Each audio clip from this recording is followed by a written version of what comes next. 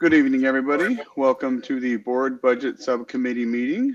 Today is Monday, October 10th, 2022. This is for our Wednesday, October 12th, 2022, regular meeting of the Board of Education. And I will begin by asking everybody to indicate in the chat box that they are present for the meeting. And I do not have any public comments to start the meeting. With that, I will turn the meeting over to Trustee Prasad and Trustee Zhang, who will carry us through our agenda for the fiscally connected items on this week's agenda.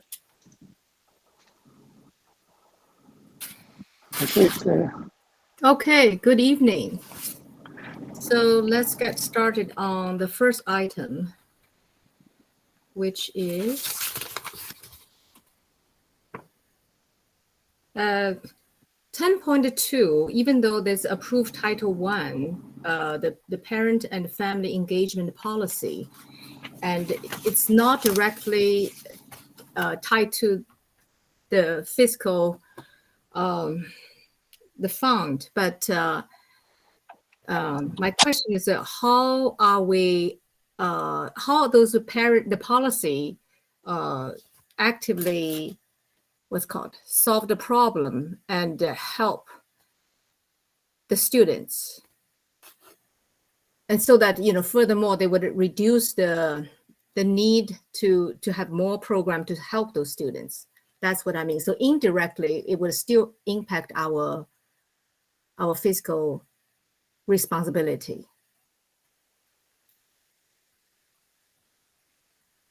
Oh, you are muted. Thank you.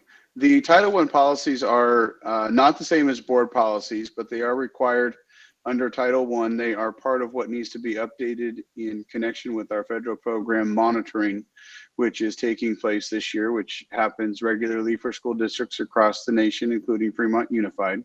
Mm-hmm. And so with these policies, what it does is it provides an additional layer of family engagement and school level participation from parents, guardians, and family members.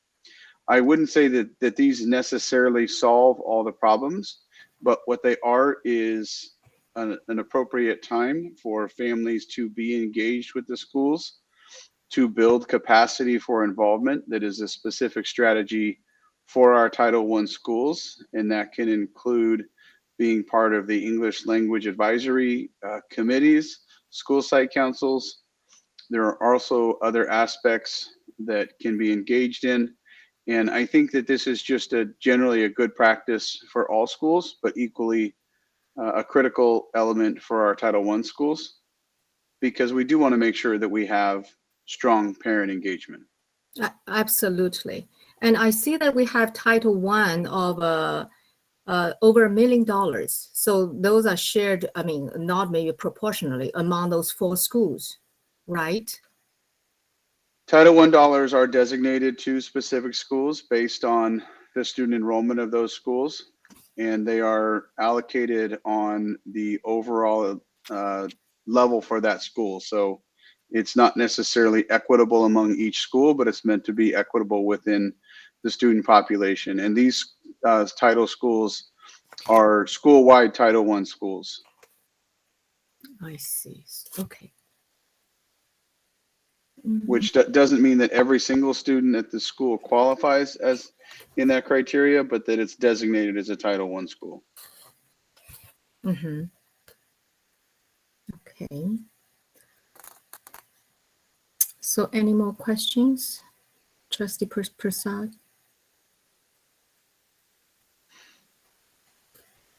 Not from my side. Okay. Let's move to the next one. 10.3, approve additional funding for non-public schools and agency for next school year for $525,000. So as we regularly have, these are agenda items that are related to either non-public agency services or non-public school placements. In this case, the non-public agency services include case management resources and paraeducator staffing, just over $100,000. And the non-public school placements totaled just over $420,000. One of them is a clarifying amount because in the August 10th, 2022 board meeting, the amount of room, board, and services for a residential placement was not accurately calculated. So it's coming back to the board again. So that room and board, so that is a residential program. Where is it? I don't have the address location in front of me, so I would have to provide that at a different time.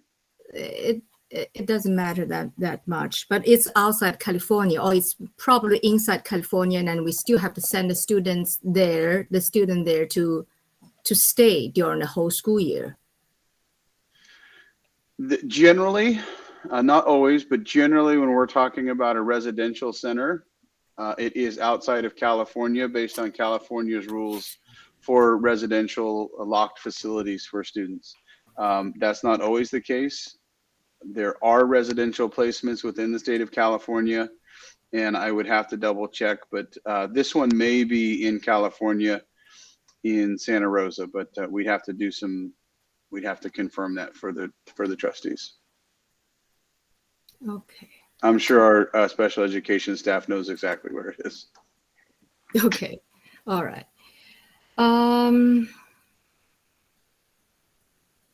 Actually, I want to know, but this is on a side note, is that a typical time for the students stay in this program, or it's just varies? So for example, this student stay there. So after 1 year or 2 years, do they improve and they move back and they get better? They move back to the regular school? It varies depending on the student. Each student is unique, and what happens for each student is they have an individualized education plan, and their placement is based on their assessed needs through an evaluation. And then the IEP team has a conversation about where is the appropriate placement. The ideal situation is that students who are in a residential placement or residential location do make progress as quickly as possible and then return to a less restrictive environment. But it does depend on the individual student and the success of the overall program. But our staff does regularly monitor their progress, and they also have annual evaluation meetings to determine if that should continue to be the appropriate placement. Okay, thank you.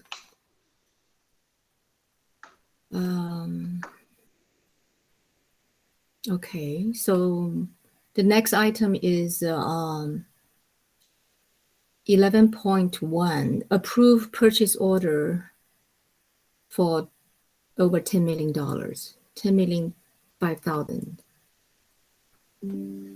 500,000.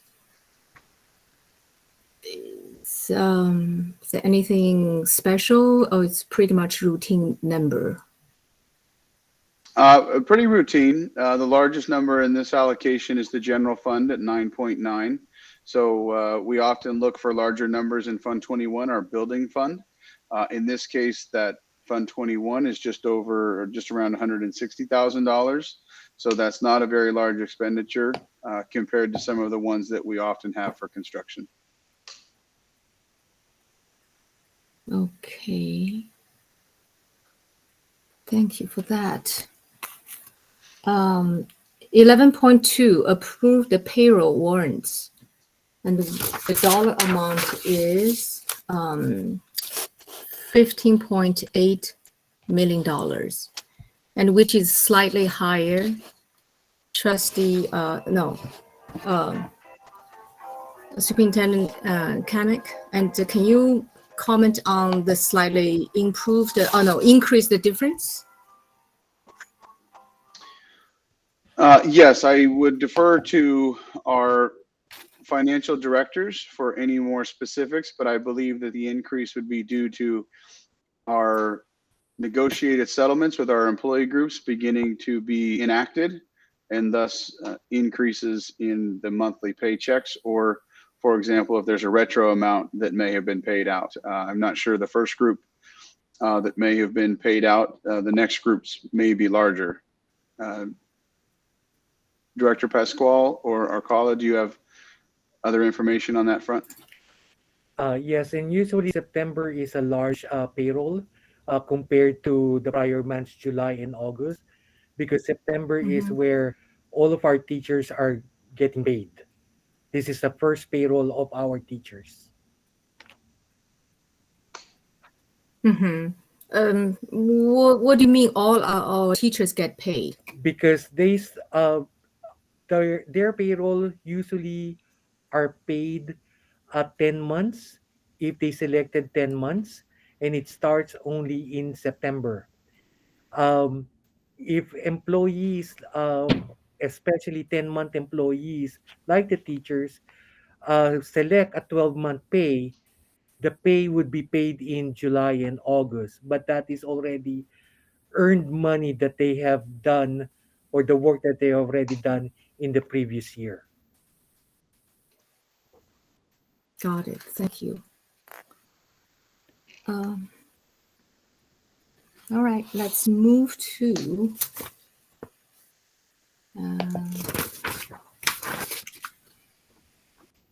11.5. Authorize staff to amend agreement with Millennium Consulting Associates for Kennedy High School. It's 1,200. I know it's just a minor change for something discovered, but my question is why it is here. Is that because under a certain amount, what you would the staff would approve it? Well, if it's under a certain amount, we can approve it, but because we're modifying the agreement, we need to bring it for board approval. So the amount is small, but in the end, the amendment is a modification to the agreement. I see. Okay.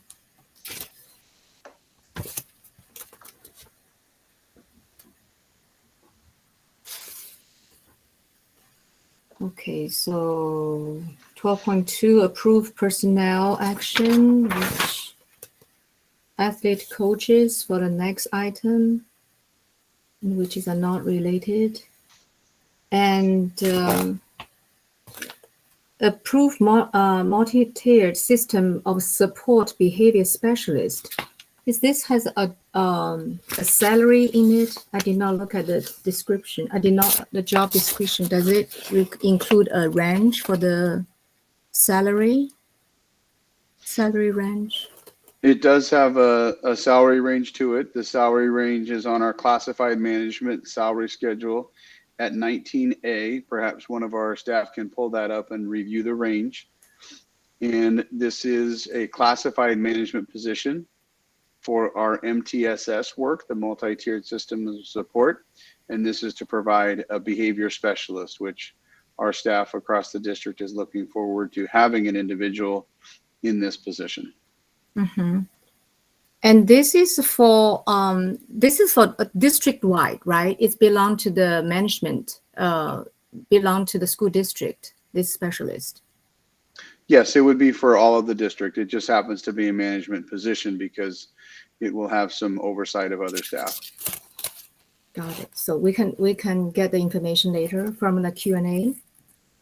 Yes, we may be able to pull up the salary range of 19A while we're on the call. I'm confident that one of the directors might be able to pull up that information. Sure. So while you're looking up for the data, let's move down to the 12.5. It's just an amendment to the settlement between FUSD and the FATA of this settlement of a PEMCA. Yes, that's correct. This is just an extension of the prior deadline that was established for the FUTA members to submit their disposition on if they were accepting the settlement or if they were not accepting the settlement. So this would allow that deadline to be extended through October 28th, I believe is the date. Yes, you're right. Actually, yes. Thank you. Okay, so let's move down to 15.1. Approve additional Amplify science materials for grade K to 6 for $678,000. And But interesting, this one, the budget source is lottery funds. Can anyone explain to the audience why it comes from a lottery funds? So we have two different types of lottery funds. One of them is restricted.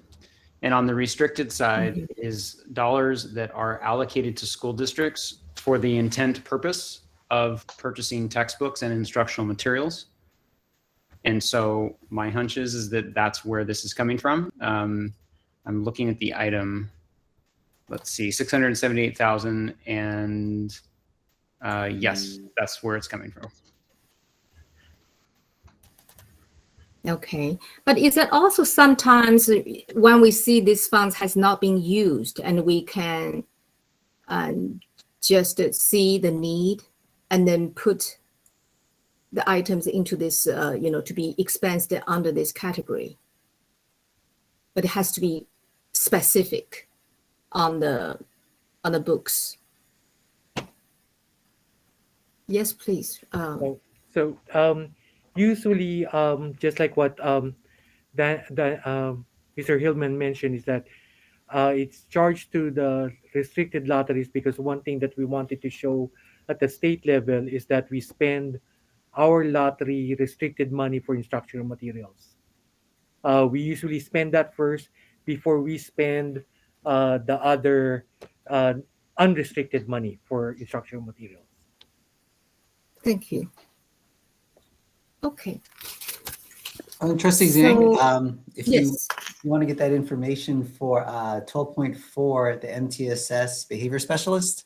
So just to kind of give you guys a heads up, the salary range for that is at 19.8. It aligns with our current behavior intervention specialists.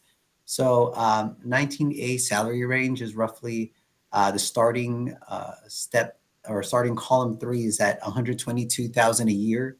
And after 22 years of service, you could go all the way to about 165,000 a year. Mm-hmm. Okay, thank you.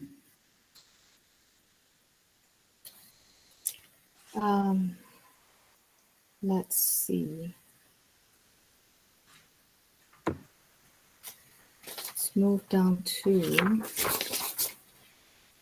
15.3, adopt a resolution declaring utility of competitive bidding and approving an agreement for interim student transportation service for $1 million. So can Mr. Kamek give us an explanation why this one, is being discussed again? Yes, so back in 2019, Fremont Unified School District entered into a contract for transportation services. And as we have been reviewing our contracts currently, we recognize that there was an error in how this contract was entered into by the district. As such, we have to remedy that issue. And the step for remedying that issue is to pass this resolution. And that allows us the privilege to have 120 days approximately to seek new transportation services and make sure that our requisition of those transportation services is completely aligned with all applicable regulations and laws. And the amount is not to exceed $1 million. It likely will not be that actual amount, but that is a not to exceed dollar amount.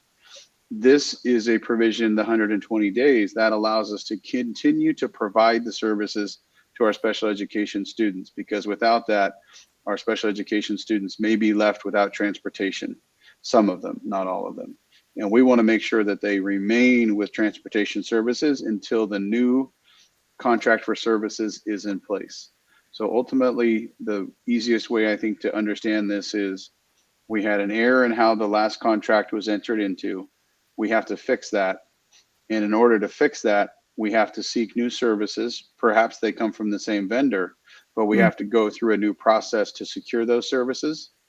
And we have to make sure that in the interim time that we do that, we make sure we have services for our students. So that's what this resolution is for. Okay.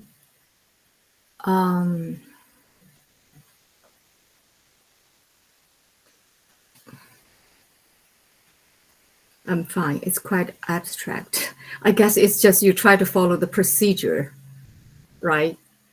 Follow the procedure. But is that in the time that you would also kind of change some kind of terms or not? I don't know that we will necessarily change terms, but what we will ensure is that this is a competitively bid process. And then through that, the amount of service that we need won't be changing in any real meaningful manner. Because again, the need for our special education students that use this transportation will remain. So we will still have the same need, but this will be competitively bid. And if that changes anything, then we'll certainly advise the board. I see. So then when we'll see the bid and finalize, who would be the vendor? Well, that we don't know until we have all the bids received. It is possible that it's the same vendor, but we won't know that until we receive the bids. Got it.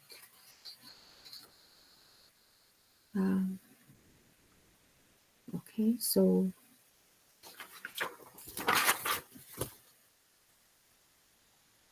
is this the last item? I'm trying to see. I do think it's the last fiscal item. Our remaining items are electronic signatures, board policy, and a revision to the organization of the board policy 9100. And then we will be discussing an amendment to the 22-23 calendar of board meetings.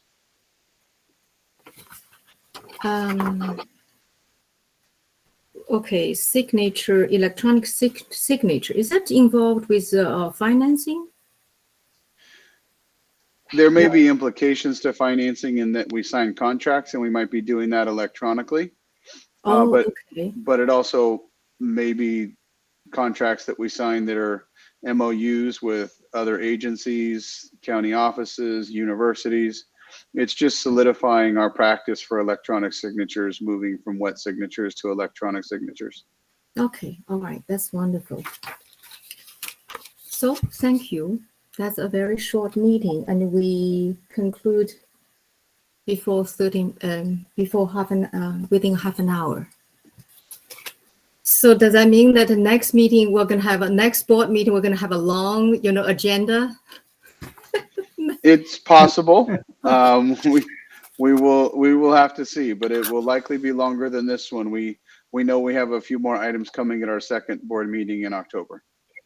All right. Thank you so much. Thank you. Bye bye. Have a good night. Bye.